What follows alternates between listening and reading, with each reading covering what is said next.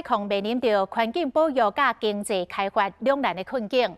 另外一场有机农业甲科技工业的两难，嘛登伫南台湾第9落。高雄市桥头甲燕巢的交界，有一块31公顷的土地，是2008年高雄市政府甲台糖承租，开辟全台湾第一个公设的有机农业的专区。这10多年来，真侪农友投入着资金、时间甲心力来改良土地，种有机的蔬果，嘛努力取得有机的认证。但是，2019年的5月，政府煞来宣布启动桥头科学园区的开发案，这块有机农业的专区嘛，互划入去开发范围，爱互征收。农民唔甘要10年的心血，就要化为乌有，大家发起着串联，要来捍卫农地。未来，这个有机农场要好支好种咧，农业甲科技产业敢有可能共存共赢咧？做回来探讨。公办的有机专区，它对于土地的取得方面比较容易，而且比较能够长久永续发展的。政府应该是要参考一下我们的意见，不要说这样子白白把它牺牲掉。像我们这种年纪，叫我们不从农，难道叫我们待在家里给国家养吗？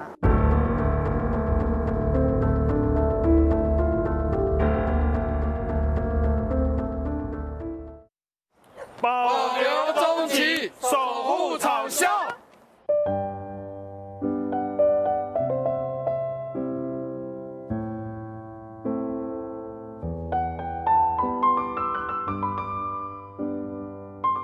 规大片青金金的农地，生机无限。这是高雄中家有机农专区，其中2分地顶悬的角度，打入巴田，结实抬一抬，温芒色的花仔菜，日头照射，看起来特别清脆。青农林晓佑来回烤草，小心照顾这片开心农场。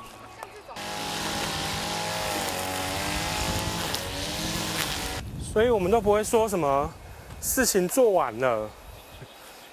是没有做完那一天是？对，没错。忍受着热天的暑气，希望保护环境，让大家健康的食材。今年40岁林晓佑2年前离开熟悉耕田业，回去故乡高雄，投入资金、劳力，对零开始，慢慢打造伊的有机庄园。其实我觉得务农本身是一件蛮开心的事情。我希望种出很多样化的东西，即便它可能不是市场上常见的食材。那我希望这些缤纷的食材，妈妈们或是爸爸们在煮晚饭这件事情，它变得更有趣，然后餐桌能够变更缤纷，那吃饭变成一件有意义、有趣、有故事的事情。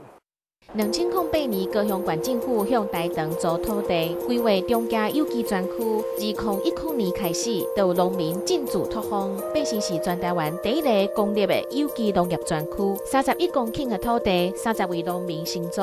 无想到讲，2019年5月，政府宣布讲要推动桥头科学园区，开发面积262公顷，其中有244公顷台糖农地会向征收，包括31公顷的中家有机农业专区在内。2023年左右到期了后，袂当去做，农民的心血恐惊变泡影。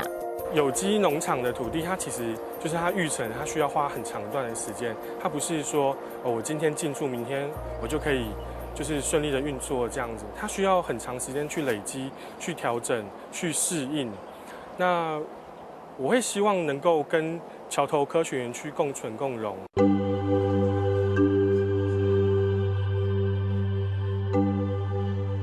农地可能会向征收，这对于中家耕作10年的詹金条来讲，真正是一个最大的打击。红色是玉米，玉米番茄，玉米，对。那这边有黄金，下面有黄金啊，这边有金黄色的。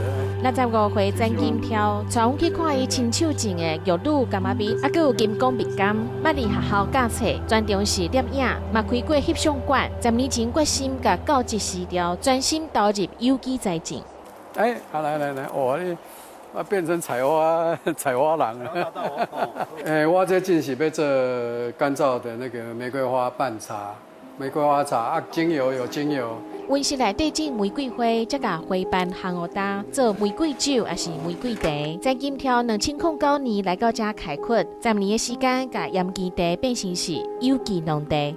从这片完全一片荒芜哈，一直到从没有到有，从地下1公尺一直到地上的，从完全是草，然后把树木种起来，已经成林了，成树啊，可以成。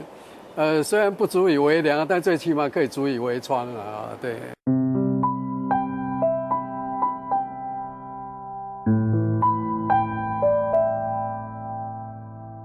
咱继续向边仔农地行，将近1甲土地顶悬种芭乐、火龙果和梨木，后壁空地起家条饲鸡。来，出来见客，出来见客了。阮批为10年前对大学教官退休了后，嘛加入有机农业耕作推广的行列，饲跑30外箱，生产新鲜的蜂蜜，帮忙农作物授粉和环境的监测。我们这边蜜蜂几乎1年都不用喂它，然后它的食物够，而且它的产蜜的量很大啊，所以这个整个这个蜜源的状态是相当丰富的，蜜蜂都非常的健康，非常的有活力。你会不会也被叮啊？我也被叮，没错，它就会出血的。好的土地培育好的农作物，动物卖去吸引来强险。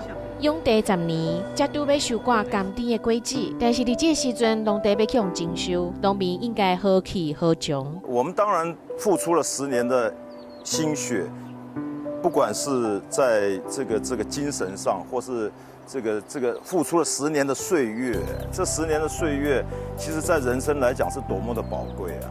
所以，如果政府把我们有机专区把它拆开了，那我们要重新再去奋斗10年，那对我们来说是相当不公平。朝令夕管，那是因为政府的政策打政府政策嘛。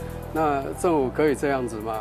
可以不兑现的，但是政府身为官员，不应该不依法行事嘛，对不对？你不要拿自己设定的一个法，然后后面又一个法来打前面的法。保护有机农地，保护有机农地，重新设计桥科，重新设计桥科。5月10日，环保署召开2阶段宽频范围界定会议，农友特别上报表达诉求，因的主张就是和科学园区共存共赢，但是内政部意见颠倒变。中期有机农业专用区现有的使用是新市镇开发前的临时性使用。我们的定义是这样。那现有的中期有机农业专用区的所在是划设住宅区及公共设施用地。公有土地或国营事业土地，不管它的土地使用分区是什么，那如果说它是可以现况供农业使用的话，那么它要优先设置有机农业处理区。最主要的是全民的一个损失吧，因为要培养一个有机农业专区出来的话，你光是土地这样一个整理的话，可能就要花很长的一个时间，所以10年的时间把这个土地还原到它最天然的一个状态，这应该是投入非常多的一个时间。要重新开始的话，那可能又是10年的一个时间。我想，任何一块已经是一个有机的一个农业区的话，大概没有人会让这些目前的这个农民的话，让他们来耕种。如果可以找得到一个可以共存的一个方式，那应该是一个最好的一个解决方式。政府计划要起造一个桥头科学园区，变成台湾的科技重点。内底有半导体、精密机械、生医这个产业。按算讲，1年会当有1800亿的产值，创造出1万外的就业的机会。相关单位提出以地换地的方式来解套，但是学者烦恼讲，有机农业用地无简单，农民的力量无法度影响到政府，有机农业无形的价值会去牺牲去。这几10年来是工业进，农业退。但是农业虽然来讲已经退到某一个程度，这一场农工的争夺战里面，它现在是前线。那我们如何用各方面的策略，把它当成，如果把它中期当成是一个要塞，把它守住，那后面的农地流失，可能它的问题就不会那么快速。那如果守不住，那当然就会有更多的中期会流失掉。还是比较支持就是让有机园区能够也留在就是科学园区里面。那这有个好处，就是刚好也可以宣示，就是科学园区它事实上也是没有污染的。你要变成是一个有机的农场，它土地你至少要经过3年的一个转型期，然后你之后还有非常多的认证的问题。好，那它原本已经处理过的这些程序要从头走一遍，我想这都是耗工费时。这是一场有机农业和科技园区的双边道。农民想要保卫台湾难得的历史资产，有机农地若是去用强迫征收，这门若开就歹收煞。如何在农业和科技产业之间会当平衡，寻求共存，恐惊是政府和全民都应该好好思考的重要课题。